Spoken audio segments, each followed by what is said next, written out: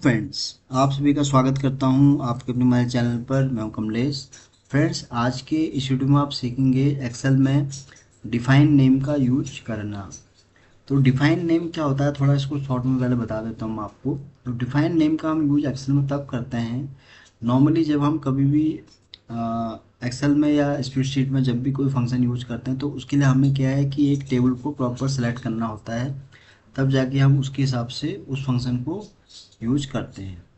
तो इससे क्या होता है कि जो फंक्शन में जब हम किसी टेबल को सेलेक्ट करते हैं तो उसमें बहुत टाइम लगता है, क्योंकि हमें उसको सेलेक्ट करना पड़ता है। टेबल अगर छोटा है तो उसको कम टाइम, टेबल अगर बड़ा है तो उसमें ज़्यादा टाइम लगता है। तो उसके लिए क्या है, डिफाइन नेम के थ्रू क्या होता है कि अगर आप इसको एक बार आप टेबल का अगर डिफाइन नेम वहाँ रेंज बना के दे देंगे तो उससे क्या होता है कि आपको पूरा टेबल को सेलेक्ट करने की ज़रूरत नहीं है। सिंपली आप फंक्शन टाइप करेंगे तो उसके हिसाब से आप उसको डिफाइन नेम का जो आपने नेम दिया उसको आप सेलेक्ट करेंगे तो वो आपको फील्ड को सिलेक्ट करने की ज़रूरत नहीं है। तो ये तो मैंने आपको बताया इसका बेनिफिट।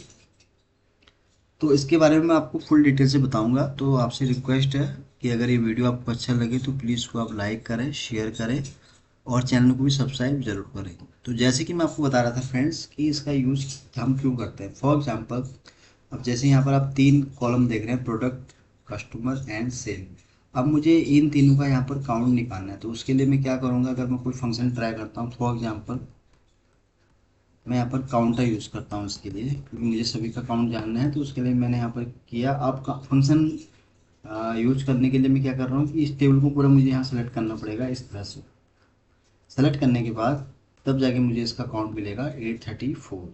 तो ये है कि आपने इसको फंक्शन के लिए आपको क्या पूरा टेबल को यहाँ पर सिलेक्ट करना पड़ रहा है। दूसरा तरीका मैं आपको बताऊँ, जैसे मैंने अभी यहाँ पर डिफाइन नेम का यूज कर रखा है, तो अब मैं सेम आपको डिफाइन नेम के थ्रू बता रहा हूँ। तो यहाँ पर मैं फिर से टाइप करूँगा काउंटर, और मैंने यहाँ पे एक टेबल बना रखा है प्रोडक्ट के नाम से। तो मैं यहाँ पर अगर टाइप करता हूँ प्रोडक्ट,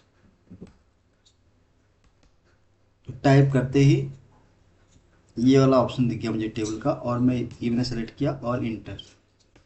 तो देखिए सेम काउंट आ गया। तो प्रोडक्ट को जैसे मैंने सेलेक्ट किया तो देखिए सबका यहाँ पर काउंट इस तरह से यहाँ पर आ गया। अब ये टेबल आपको कैसे शो होगा, तो यहाँ पर देखिए जहाँ पर मैं अभी एक्टिव हूँ, यानी कि H5 में जो आपको यहाँ पर दिख रहा है ऑलरेडी रेफरेंस। तो यहाँ पर एक टेबल है, मैं यहाँ क्लिक कर रहा हूँ प्रोडक्ट पर। मैं आपको जूम करके दिखाता हूँ। तो मैं जैसे आपको ये बता रहा था कि ये, सॉरी, तो यहाँ पर देखिए अभी जो सेल है वो A1 में हूँ मैं एक्टिव।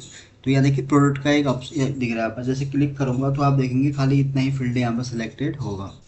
मैंने क्लिक किया तो ये देखिए ऑटोमेटिक सेम चीज़ यहाँ पर सेलेक्ट हो रही है।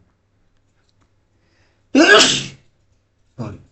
तो यहाँ पर कहने का ये है कि इससे क्या होता है कि कि आपको किसी भी फंक्शन में पूरे टेबल को सेलेक्ट नहीं करना। सिंपली आपको उसके यहाँ पर टेबल जो भी आपने जिस नेम से भी डिफाइन कर रखा है उसको आपको यहाँ सेलेक्ट कर लेना है, जिससे क्या होगा कि आपका उतना टाइम यहाँ पर सेव हो जाएगा। तो ये तो मैंने आपको बताया कि फंक्शन के लिए कितना ये यूजफुल है। अब कैसे इसको आप क्रिएट करेंगे, तो उसके लिए आपको यहाँ पर मैं बताता हूँ स्टार्टिंग से। तो उसके लिए आपको क्या करना है, जिस भी टेबल का आपको नेम डिफाइन करना है रेंज के थ्रू, तो उसको आपको सेलेक्ट कर लेना है। मीनवाइल जैसे कि अगर आपको ये पूरा टेबल को बनाना है तो उसको आप पूरा सेलेक्ट कर लेंगे इस तरह से। सेलेक्ट करने के बाद फिर आपको यहाँ आना है फॉर्मूलाज के अंदर। तो यहाँ पर जब आप आएंगे तो यहाँ पर आपको एक ऑप्शन दिखेगा डिफाइन नेम का। तो इसको आप क्लिक करेंगे। तो जब क्लिक करेंगे तो देखिए इस तरह से यहाँ पर आपको दिखेगा एक विंडो। तो यहाँ पर देखिए जैसे मैंने आपको बताया कि यहाँ प्रोडक्ट का मैंने ऑलरेडी यहाँ टेबल बना रखा है, क्योंकि मैं आपको अब नए स्टार्टिंग से समझा रहा हूँ। तो इसका हम नाम कुछ और चेंज कर लेते हैं। फॉर एग्जाम्पल हम यहाँ पर इसका डेटा के नाम से एक बना देते हैं। ठीक है, ये बन गया। तो यहाँ पर देखिए दो चीज़ पूछ रहा है, एक पूछ रहा है कि वर्कबुक या सोर्स डेटा। तो सोर्स डेटा में क्लिक करेंगे। ठीक है, अगर आपको कोई कमेंट ऐड करना है तो उसको आप यहाँ पर कर सकते हैं। तो बाय डिफ़ॉल्ट ये रेंज यहाँ सेलेक्ट हो रखी है B4 से लेके D281 तक। तो इसको आपको कुछ नहीं करना है और ओके कर देना है। तो ये आपको याद है ना कि जो आपने यहाँ पर जो डिफाइंड नेम के लिए जो आपने नेम यहाँ यूज किया है वो है डेटा, यानी कि इस प्रोडक्ट के नीचे एक डेटा का भी यहाँ पर टैब ओपन हो जाएगा। हम ओके कर लेते हैं, हो गया। अब देखिए अब यहाँ पर दो बन गए हैं। जैसे मैंने आपको बताया कि पहले मैंने यहाँ प्रोडक्ट यूज किया था तो अभी मैंने यहाँ करंट में किया है डेटा, तो डेटा में जैसे सेलेक्ट कराऊँ कि देखिए डेटा का यहाँ पर केवल इतना ही फील्ड है, लेकिन आप देखें मैं अगर ड्रैग करके दिखाऊँ आपको, तो जहाँ तक टेबल है खाली ये वहीं तक का ही यहाँ पर ये सेलेक्ट हो रहा है। फॉर एग्जाम्पल अब जैसे मैं प्रोडक्ट का करूँ तो उसका भी सेम होगा, क्योंकि हमने उसको भी वही टेबल हमारा एक ही है। जैसे डेटा की मैं बात कर रहा हूँ, तो अब आप यहाँ के आके इसको आप एडिट भी कर सकते हैं। तो यहाँ पर अब इसको आप फंक्शन के लिए भी यूज कर सकते हैं।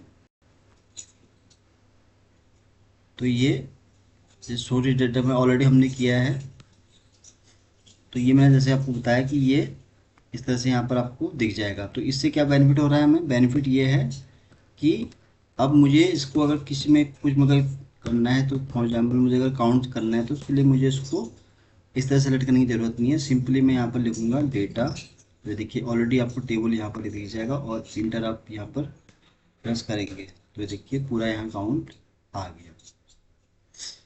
तो ये आपको आई थिंक समझ में आ गया होगा पूरी तरह से, मैंने आपको बताया।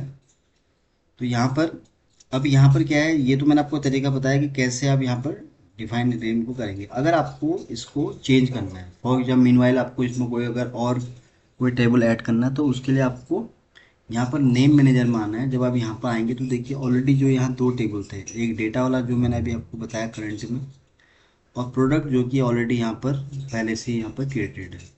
तो यहाँ पर आप चाहें तो इसमें न्यू और भी ऐड कर सकते हैं, और न्यू अगर आप करेंगे तो यहाँ पर आपका न्यू ये पूछेगा, जो आपको टेबल क्रिएट करना है तो आप कर सकते हैं। अदरवाइज यहाँ पर आप नेम में फिर से आएंगे तो आप इसमें एडिट भी कर सकते हैं।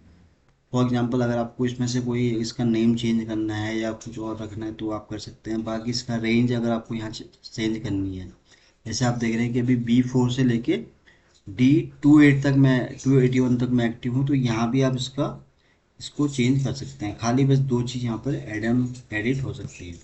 दूसरा नेम मैनेजर के अंदर जब आप आएंगे तो यहाँ पर मैंने न्यू बता दिया कि न्यू में क्या होगा कि आप उसको एडिट कर सकते हैं, सॉरी उसको क्रिएट कर सकते हैं न्यू टेबल को, और एडिट में आप उसको एडिट कर सकते हैं। डिलीट का भी ऑप्शन है, अगर आप इसमें चाहें तो डिलीट कर सकते हैं। तो ये ओके करेंगे तो ये हट जाएगा। जैसे प्रोडक्ट है, इसको अगर हटाना है आपको तो इसको आप डिलीट करेंगे तो ये यहाँ से हट जाएगा, क्लोज। तो अभी देखिए यहाँ पर ये चीज़, अब आप हम यहाँ क्लिक करेंगे तो देखिए यहाँ पर कुछ भी टेबल यहाँ पर डिफाइन नेम नहीं हो रखा है। तो आई होप कि आपको समझ में आ गया। चलिए एक बार इसको फिर से हम समझ लेते हैं फटाफट से। तो आपको जिसका भी डिफाइन नेम करना है तो उसके लिए आपको इसको सेलेक्ट कर लेना है। इस तरह से सेलेक्ट करने के बाद आपको डिफाइन नेम में आना है फिर से। तो यहाँ बाय डिफ़ॉल्ट आकर कुछ आपको रखना है, फॉर एग्जाम्पल ABC मैंने रख दिया randomly. Show data by default select हो रखा है, ओके कर देना आपको। तो आप देखेंगे कि यहाँ पर ये बन गया है ABC। तो खाली इतना ही फील्ड यहाँ पर सिलेक्ट हो रहा है। अब आप चाहें तो इसको एडिट भी कर सकते हैं।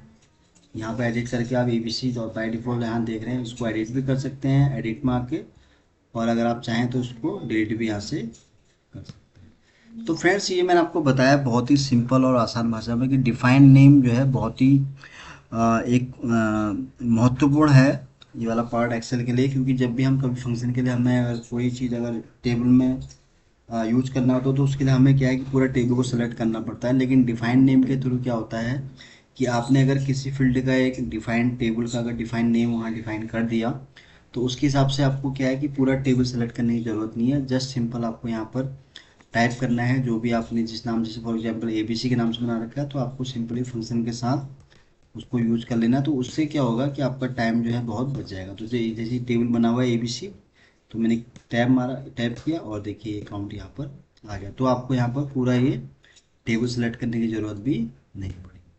तो फ्रेंड्स आज के इस वीडियो में मैंने कोशिश की आपको बहुत ही आसान और सिंपल भाषा में समझाने की कि कैसे आप भी जो है किसी भी टेबल का नाम डिफाइन कर सकते हैं, जिससे आपको किसी फंक्शन में आप उसका रेफरेंस लेके उसको यूज कर सकते हैं।